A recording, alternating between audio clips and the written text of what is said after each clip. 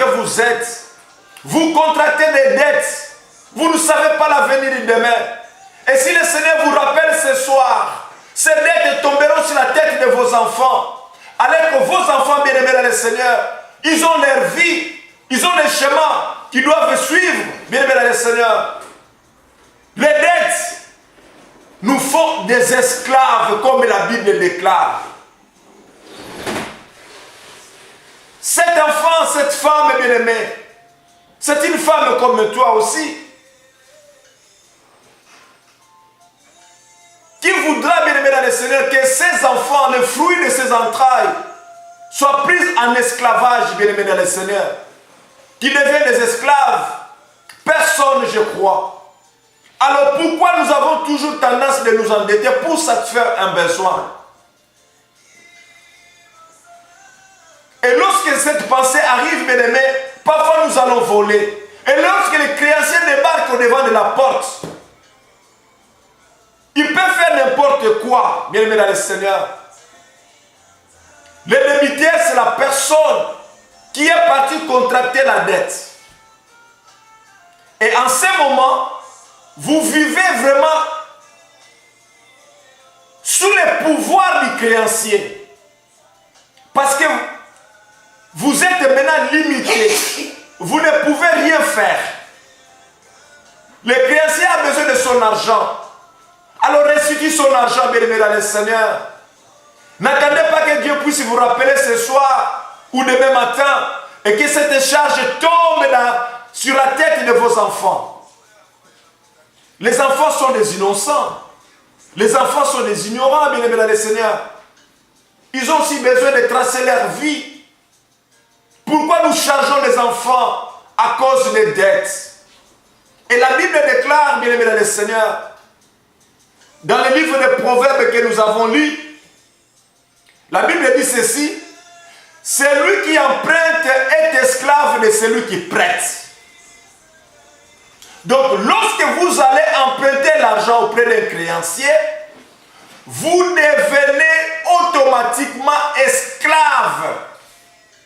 Qui voudra devenir esclave, bien aimé dans le Seigneur, alors que Jésus nous a libérés? Jésus nous a rendus libres sur la croix. Mais nous voulons nous faire esclaves encore, à cause simplement de la convoitise de la chair. Nous voulons satisfaire notre convoitise, nous voulons être au top,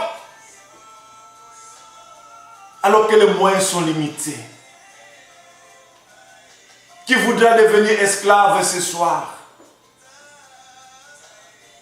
Rembourse la dette d'autrui, pour que la vie de tes enfants, la vie de vos enfants ne soit pas menacée demain.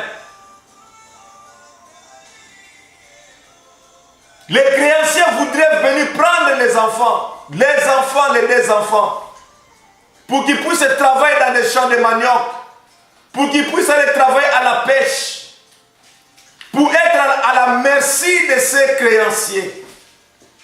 Bien-aimés dans le Seigneur, réfléchissons un peu. Soyons des gens raisonnables, des gens dont l'intelligence a été renouvelée. Par la parole, bien sûr. Pourquoi nous devons nous retrouver dans des situations difficiles? Pourquoi nous voulons compliquer la vie de nos enfants? Soyons conséquents, bien-aimés dans le Seigneur. Nous ne voulons pas être esclaves à cause de notre convoitise simplement. Parce que cette chair, bien-aimés dans le Seigneur, la chair ici, c'est ce qui nous pousse. C'est ce qui nous pousse dans la convoitise. C'est la chair. Parce que je vis ma soeur, je vis mon frère qui était bien habillé, qui avait, je ne sais pas moi, des bijoux. Mais toi, tu n'en as pas. Mais toi, tu n'as pas de moyens. Alors, lorsqu'on n'a pas de moyens, qu'est-ce qu'on fait, bien dans le Seigneur? On va au-delà de la limite de nos budgets. On va emprunter de l'argent. On va voler. On va faire la prostitution. Autre chose, dans la drogue. Autre choses, Dieu ne veut pas. Voilà pourquoi la parole de Dieu arrive dans ta maison ce soir. Il arrive dans ta maison ce soir pour te dire simplement que non, réfléchis. Parce que lorsque tu te trouves dans cet état, bien-aimé du Seigneur, tu es prêt à commettre des péchés. Contente-toi de ce que tu as. Et tu verras comment la gloire de Dieu va se répandre dans ta vie. Tu verras comment la gloire de Dieu va se manifester dans ta vie. Laissez bien-aimé dans le Seigneur. Je veux que ce soir, bien-aimé, cette parole touche quelqu'un. Parce que je n'amène pas cette parole dans le vide. Mais je voudrais simplement te dire, réveille-toi. Que cette parole puisse vraiment te réveiller, bien-aimé dans le Seigneur. Ne soyons pas, nous ne voulons pas être des esclaves à cause des dettes. Parce que lorsque nous allons nous endetter, bien-aimés, la parole de Dieu est claire. Que nous devenons esclaves de celui qui nous emprunte l'argent. Et en ce moment, bien-aimé le Seigneur, même nos mouvements, même tes mouvements là où tu es, tes mouvements sont limités parce que tu n'as plus la liberté. Tu ne pouvais même plus faire des voyages parce que tu as peur que les créanciers puissent être informés de ton voyage alors que tu n'as pas encore payé sa dette. Les enfants qui partent à l'école, on commence à les surveiller. Comment ils se sont habillés? Qu'est-ce qu'ils ont? Pourquoi? Parce que toi, papa, toi, maman, tu avais contracté des dettes et les créanciers te surveillent. Ils ne peuvent pas voir que non dans ta maison que tu puisses encore acheter quelque chose de neuf. Alors que son argent, tu ne les as pas encore remboursés. Réfléchissons, bien-aimés dans le Seigneur. Pourquoi nous devons nous soucier de ces choses, des biens matériels? Le matériel, nous en avons besoin, bien-aimés dans le Seigneur, dans nos vies. Parce que ce sont des choses qui contribuent afin que nous puissions nous épanouir. Mais si nous en avons, glorifions le Seigneur. Si nous n'en avons pas, glorifions le Seigneur. Laissez le temps à Dieu. Dieu a fixé à chacun un temps. Si aujourd'hui cette pluie qui tombe, il arrose mon jardin, et les fruits commencent à sortir, à germer, les plantes commencent à germer, peut-être demain ça sera aussi ton tour. Alors pourquoi tu te fais des soucis? Pourquoi tu te fais des soucis, bien-aimé dans le Seigneur? Reviens au Seigneur, bien-aimé dans le Seigneur. Reviens, reviens, reviens. Ne cherchez pas à t'enrichir de manière frauduleuse. Parce que tu vas tomber dans la tentation. Soyons des enfants honnêtes, des hommes honnêtes. Et lorsque les créanciers arrivent, parfois on se cache dans la maison. Parce qu'on n'a pas la possibilité de rembourser l'argent que nous sommes partis emprunter. Et parfois, on t'emprunte l'argent avec les intérêts. Et tu supportes aussi, parfois tu signes que je rembourse avec les intérêts. Tout simplement parce que tu as vu chez ton frère un bon poste téléviseur de nouvelle génération. Et toi aussi tu en as besoin, aussi tu veux aussi en avoir. Combien de fois, bien aimé dans le Seigneur, des familles se sont déchirées, des familles, des couples divorcés, des couples dont le départ a été bon, mais à cause de la convoitise simplement, le couple se capote, le couple se détruit. Bien aimé dans le Seigneur. Pourquoi? C'est parce que la convoitise. Tu es parti dans une fête, tu as vu des sœurs bien habillées, tu as vu des hommes bien habillés, et toi tu te fais des soucis. Tu te dis, mais non, moi aussi je voudrais avoir ces histoires. Mais non, glorifie Dieu de ce que tu as. Tu ne sais pas comment ces gens-là ont réussi ces biens matériels. Qu'est-ce qu'ils ont fait, bien-aimés dans le Seigneur? S'ils étaient dans la drogue, dans la prostitution, toi aussi tu veux partir dans cet angle? Ah mais non. Toi tu es un enfant de Dieu. Dieu t'aime. Dieu a besoin de toi.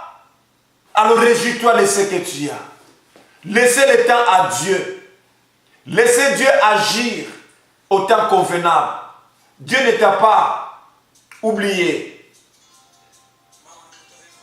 Lorsque les créanciers arrivent, les débiteurs, bien dans le Seigneur, se cachent dans la maison. Il a honte de sortir. Il dira même aux enfants, mais non. Dites à ce monsieur-là qui est à la porte que moi je ne suis pas. Bien-aimé, vous voyez comment est-ce que la vie se complique. Tu es parti t'endetter à cause de la convoitise. Il y a déjà un péché. Parce que la convoitise, c'est un péché. Après avoir contracté cette dette, tu viens à la maison. Vous ne voulez pas respecter les échéances, c'est-à-dire les dates fixées, les dates à laquelle vous devez rembourser, vous devez amortir votre dette. Et puisque les possibilités de remboursement ne sont pas là, on commence maintenant à se cacher. Vous voyez bien aimé, vous n'êtes plus libre. Vous êtes devenus esclaves, bien aimé dans le Seigneur, vous n'êtes plus libre. Vous dites maintenant à vos enfants que l'on regarde le monsieur qui est à la porte. Dès qu'il passera, tu lui dis que non, moi je ne suis pas là. Vous voyez qu'il y a encore un autre péché qui s'ajoute au premier. Il y a maintenant le mensonge. La pression va venir. Parce que le créancier bien-aimé dans le Seigneur, il vit avec l'argent. Sa ressource, c'est l'argent. Donc ce sont des capitalistes. L'argent sur l'argent, sur l'argent, sur l'argent. Toutes les explications que tu peux lui donner, le créancier, lui, ça ne lui dit rien. Il a besoin seulement de son argent. Et lorsque la pression va venir, tu diras, mais non, je dois faire tout pour rembourser l'argent de ce monsieur. Qu'est-ce que tu vas faire? Ou bien, tu vas encore tromper quelque part, ou tu vas encore voler l'argent, ou tu vas encore te mettre dans la prostitution pour venir simplement payer la somme que vous aviez empruntée dans le premier niveau. Vous voyez comment est-ce que nous compliquons notre vie? Nous compliquons notre vie, péché sur péché sur péché. Mais lorsque vous examinez, bien-aimés dans le Seigneur, vous allez voir que la source de ces circuits, c'est simplement la convoitise. Parce que vous n'êtes pas contenté de ce que vous avez. Voilà l'origine. Alors Dieu t'interpelle ce soir de pouvoir sortir dans ce chemin. Le chemin de la convoitise. Le chemin qui vous amène à vous enrichir de manière frauduleuse dans la prostitution. Combien de gens bien-aimés ont sacrifié leur corps tout simplement parce qu'ils ont des besoins à satisfaire.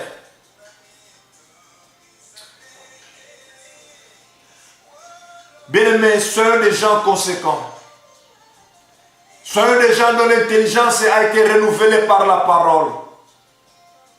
Parce que la parole de Dieu, bien-aimé, c'est cette parole qui restaure notre vie, cette parole qui nous corrige, cette parole qui est comme une prévention. Il nous prévient afin que nous ne puissions pas tomber dans la tentation. Lors d'une fête, bien-aimé dans le Seigneur, n'ayez pas des yeux comme les essuie-glaces. J'ai eu un collègue qui disait toujours que non, les yeux des chrétiens aujourd'hui est devenu des essuie-glaces.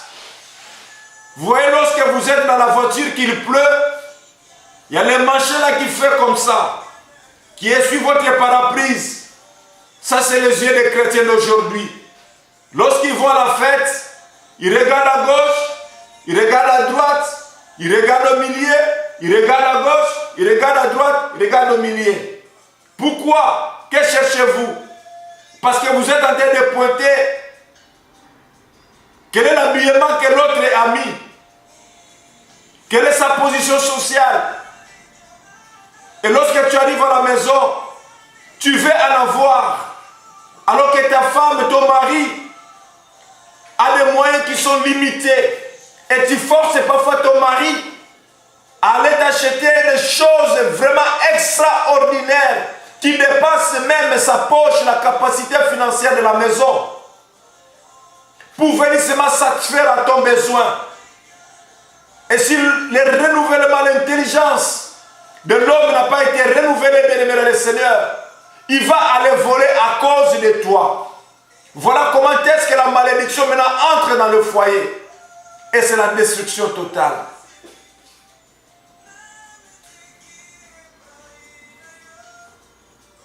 Soyez renouvelés par l'intelligence, bien-aimé dans le Seigneur.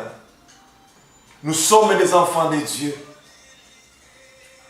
Je vais simplement ce soir te communiquer la pensée que Dieu a mis dans mon cœur. Que nous puissions nous contenter de ce que nous avons. Ce que nous avons, glorifions le Seigneur. Ce que nous n'avons pas aussi, glorifions le Seigneur. Parce que le Seigneur, Dieu lui-même qui connaît l'état de besoin de chacun. L'argent ne fait pas le bonheur, bien-aimé dans le Seigneur. Et lorsque vous allez suivre dans les textes que nous avons lus, vous allez voir, bien-aimé dans le Seigneur, que l'argent, c'est la racine de tous les maux. L'argent, bien-aimé, n'apporte pas le bonheur. L'argent, c'est un moyen, bien-aimé, pour nous acquérir des choses dont nous avons besoin. Mais nous ne pouvons pas avoir l'amour de l'argent. Parce que lorsque nous adorons l'argent, lorsque nous aimons l'argent, bien-aimé dans le Seigneur, nous sommes l'ennemi de Dieu. Parce que l'amour de l'argent, bien-aimé, entraîne la destruction dans nos vies. L'argent, l'argent, l'argent, l'argent, l'argent. Et nous avons vu des gens, des grands richards, des gens fortunés, des gens pleins de magots.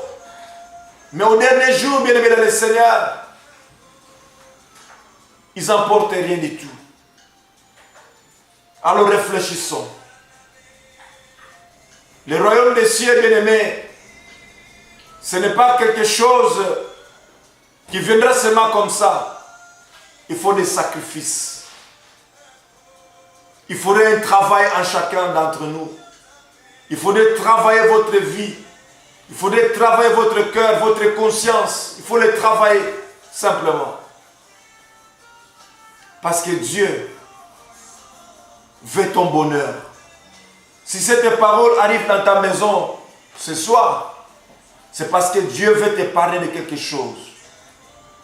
Maintenant, les fêtes commencent. Les fêtes sont déjà annoncées. Noël, le Nouvel An, où les gens veulent se faire voir au top. C'est la période maintenant, le diable, le Satan, il envoie ses démons, bien-aimés dans le Seigneur, pour te dérouter de la voie de Dieu. Mais toi, enfant de Dieu, tu es averti que la convoitise ne puisse pas prendre place dans ta vie. Que la convoitise ne puisse pas prendre place dans ta maison. Renouvelle ton intelligence, bien-aimé dans le Seigneur. Ne soyons pas comme ses serviteurs, bien-aimés dans le Seigneur. Au courant de sa vie, il avait contracté des dettes. En fin de compte, les créanciers s'avancent pour venir ravir les enfants. Quel héritage laissons-nous aux enfants, bien-aimés dans le Seigneur? Quel héritage laissons-nous à cette progéniture, à la provision du demain, qui sont nos enfants? Pourquoi nous voulons charger nos enfants des dettes qu'ils n'ont pas octroyées? Pourquoi? Si tu n'as pas dit chercher des dettes, fais en sorte que ces dettes, bien-aimés, tu puisses t'en acquitter. Parce que les dettes, là, bien-aimés dans le Seigneur, te lient tout simplement.